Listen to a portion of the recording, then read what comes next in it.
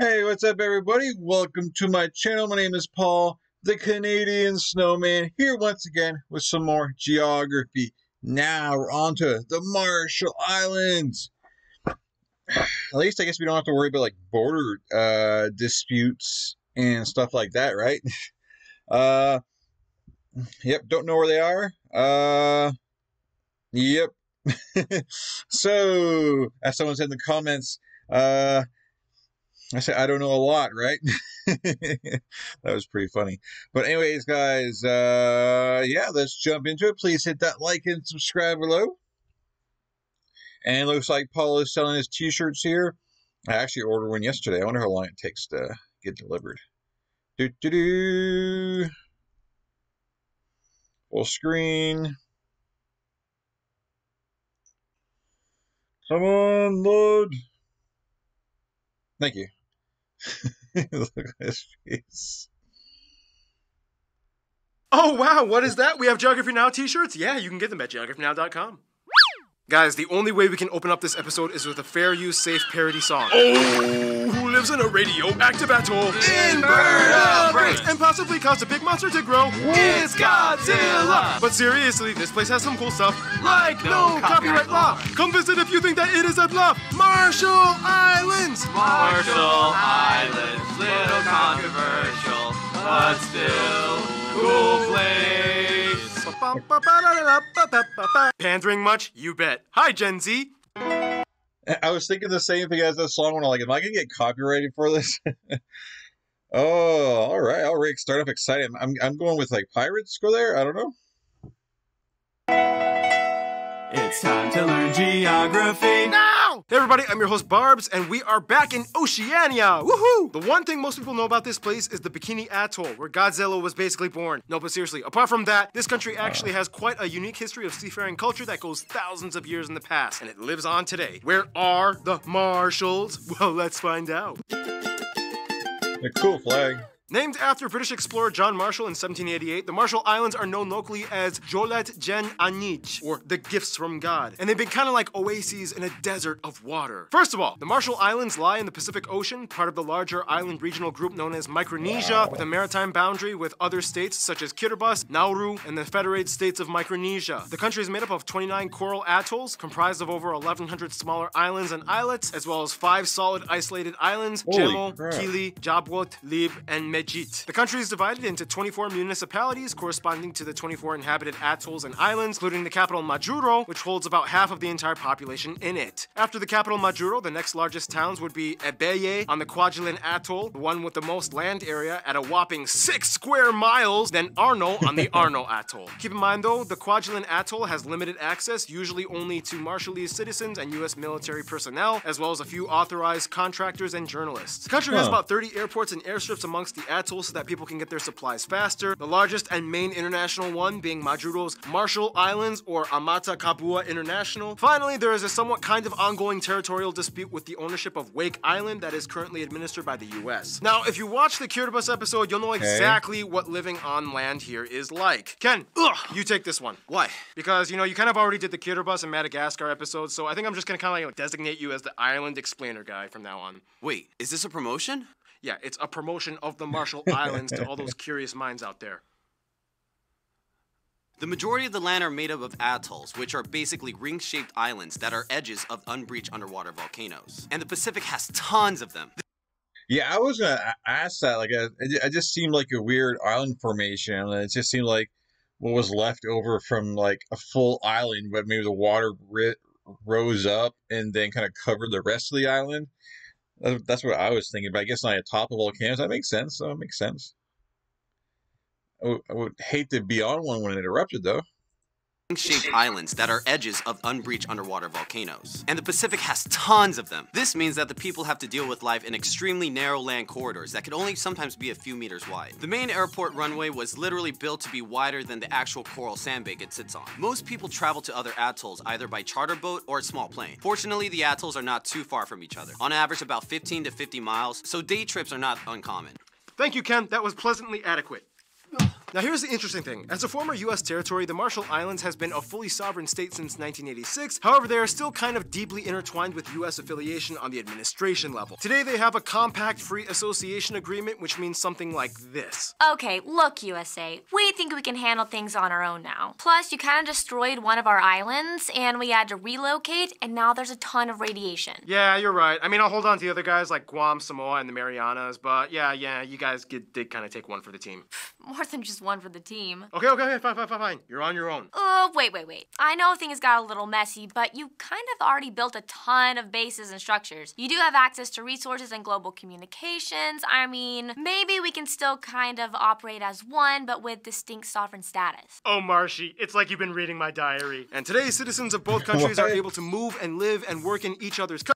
I guess I don't understand how that kind of works out for the best for the Marshall Islands. The United States, they're basically paying them because of the bases and stuff there to kind of man the bases. I don't really understand, I guess, how that works. Maybe I should Google that. But yeah, what happened? They accidentally dropped some bombs over there. Damn. Alrighty then. Damn, I feel bad for the Marshall Islands here. But like, because if you kick them off, that means you get like all the United States bases and stuff, right? But like, I guess I'm not sure if you guys are getting paid for those bases if they stay there. I don't know. You've been reading my diary. And today, citizens of both countries are able to move and live and work in each other's countries with open status. The Marshall Islands get subsidies, business deals, access to the US FCC, Postal Service, and Defense, while the US gets to operate formerly built bases as if nothing changed from World War II times. And the same goes for Palau and the Federated States of Micronesia. We'll get into that in another episode, though. Okay, you I guess basically answered my question, so thank you. From World War II times. And the same goes for Palau and the Federated States of Micronesia. We'll get into that in another episode, though. Stay tuned. But yeah, the people of the Bikini Atoll were effectively relocated to Kili Island after Castle Bravo, the largest atmospheric nuclear test that was ever conducted by the USA. That's cute. If you look close from satellite images, you can actually see the craters caused by the bombs on these atolls. The Eniwetok Atoll still remains inhabited, though, as the US... And answered another question of mine. All right. I think they read my mind.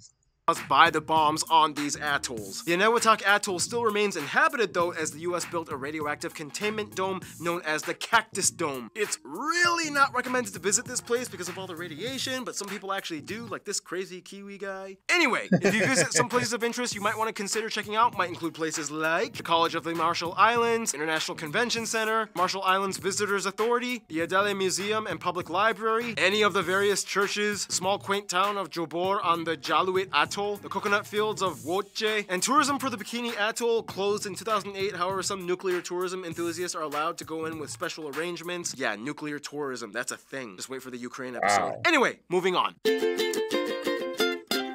In the Marshall Islands, the primary measure of wealth is found in land ownership, and with such limited space, you can imagine how much honor is at stake. First of all, the country is divided into two main island chains, the eastern Ratak, or Sunrise Islands, and the western Ralik, or Sunset Islands. Each of these are composed of coral limestone, a porous rock with little fertility. Although the total land area only encompasses about 70 square miles of landmass, 181 square kilometers, they claim about 750,000 square miles of ocean territory in their exclusive economic zone. Likiep Atoll has the highest point at only about 10 meters. There are no rivers and only a few ponds and lakes, the largest ones being the small ponds on Lib and Mejit Islands. The country has no national animal, but the Maria is a national flower. Otherwise, they have about 70 species of birds, 300 species of fish, hundreds of invertebrates like the coconut crabs and house scorpions, about 4 species of sea turtles, and only one endemic land mammal, the Polynesian rat. Whew, okay, once again, Noah's not here to do the physical geography co-host segment because he's traveling, so, Keith, I don't know, would you like to take on this segment? Sure. I'm normally like a one-liner type of guy and, puns and stuff, but, just try it. Most people depend on rainwater collection for fresh water to drink and grow crops with. In 2013, a state of emergency was declared as a drought was happening, and the government distributed solar water purifiers and pumps to outlying communities for assistance. I got it! Yeah, keep going. Now, economically speaking, the Marshall Islands is, no shocker, quite a small market. 60% of their yearly budget comes from direct U.S. aid. This means for production, they use every last square inch of land to grow crops. Otherwise, fish is where most of the protein comes from, which is why the atoll structure is so important, as the ring shape keeps certain species confined and corralled while shock-absorbing turbulent outside waves. This is why fishing on isolated islands like Kili are a bit more difficult. Otherwise, some popular dishes might include kwanjin, jaj. I'm curious though, because it's kind of like I said, like fenced in there. So would it be like safer to go swimming there? Like, is there like less sharks in there? Like, that'd be cool though. You go swimming, not have to worry about them. A bit more difficult. Otherwise, some popular dishes might include kwanjin, jajmi, baked papaya and coconut milk, and taitui fried banana pancakes. And who better to cook those dishes than the people of the Marshall Islands? Let's meet them now, shall we? Let's do it. Dude, thank you, Keith. That was amazing. Follow him on Instagram. Whenever we cover island nations, it's very interesting to see how the people of these states learned how to adapt and survive on what are some of the most remote places on the planet. First of all, the country is made up of about 54,000 people, and about half live in Majuro. Out of the population, the vast majority, at around 92%, identify as ethnically Marshallese. Otherwise, about 6% are mixed Marshallese with other nationalities, and the remaining population are mostly Americans with a few Asians, like Filipinos, Chinese, and Japanese. They use the American... I'm curious of why they don't, use tourism more, like put some, I guess maybe they don't have enough land there, but put those little tiki hotel huts, like we've seen in like previous countries do. I think that'd be a great way to kind of get some more revenue going over there. Maybe I guess the radioactive, the bombs kind of maybe scare people away. I don't know, but I don't know.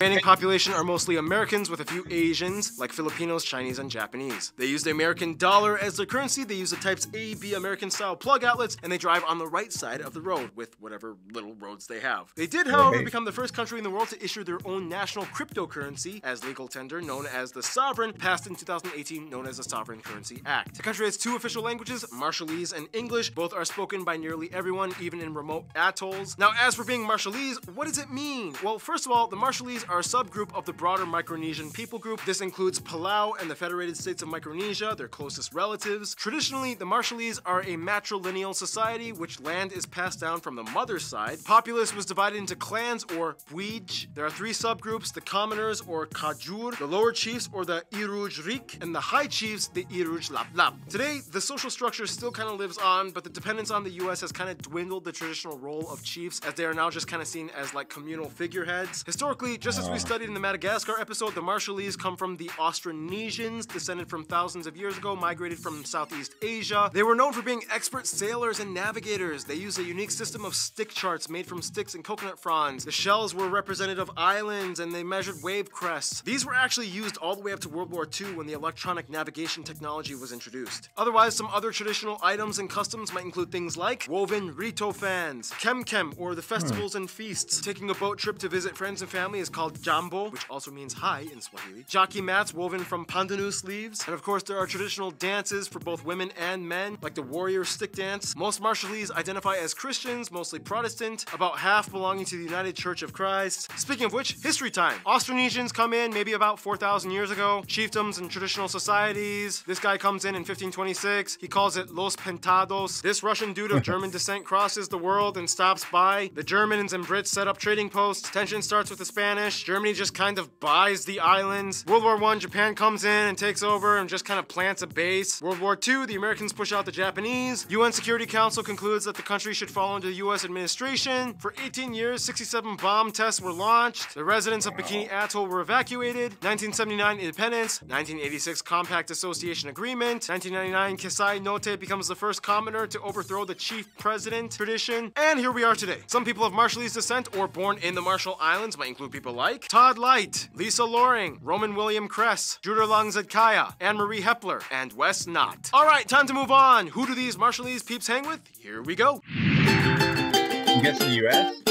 As a small nation, you would think the Marshall Islands would have trouble with outreach, but the complete opposite seems to be true. For one, India has been recently reaching out a lot, as former President Narendra Modi initiated the India-Pacific Islands Cooperation Forum in 2014. Since then, high-level visits have taken place, and trade started opening up. The Marshall Islands is also one of the few countries that recognizes Taiwan as a nation, and in 2005, former President Chen Shui-bian became the first foreign head of state to make an official visit to the Marshall Islands. When it comes to their family, they are part of the Micronesian triplets, along with Palau and Federated States of Micronesia. These three are the closest culturally, their languages are pretty intelligible, and they are all able to travel to each other's countries without passports and stay indefinitely without visas. When it comes to their best friends, however, most likely it would be the USA. After signing the Compact Free Association Agreement, things changed quite a bit. Through the US, relations and global outreach and business soared. A huge chunk of the economy is dependent on the US, and citizens of both countries could now freely move and live in each other's countries with no hassle. Springdale, Arkansas has the largest community of Marshallese people outside of the Marshall Islands with about 5,000 people. In conclusion, Godzilla and SpongeBob radiation jokes aside, the Marshall Islands is like the quietest little ocean nation that has seen the craziest things ever happen in the past few centuries. Still, they just move on one canoe paddle at a time. Stay tuned, Mauritania is coming up next. Arizona? Why of all places in the U.S. where there's the biggest group there? Maybe someone in the comments can let me know. Yeah, I guess pretty much that explains it why they're still kind of connected with the U.S. I mean, they get like 60%, of their funds from there, so it makes perfect sense.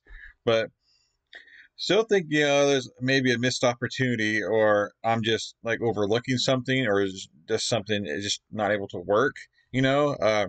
Just for like tourism, because it looks like you may have some like beautiful beaches and stuff like that, and I don't know, just like we've seen in previous episodes, just a great place for honeymoon stuff, and just put some huts out there, put maybe a small hotel, just to get some tourism start going over there.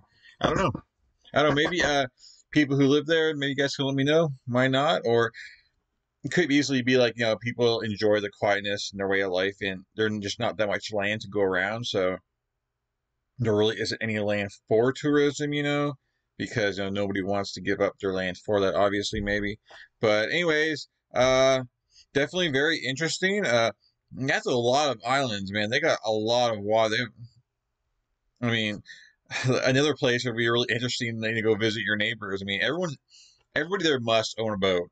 Come on now, like, you'd think you would definitely need one just to get around there, maybe. I don't I don't know. But anyways, hit that like and subscribe button below, guys. And we'll catch you guys in future videos. Who did they say was next? Who did Paul say was next while my computer loads so I can go on my playlist here and see what's next? Come on, there we go. Marantine. He just said it and I don't remember. But anyways, yeah, please like and subscribe. I'll catch you guys in future videos. Always a blast. And yeah, peace. I'm out here. Hope you guys have a great, great day.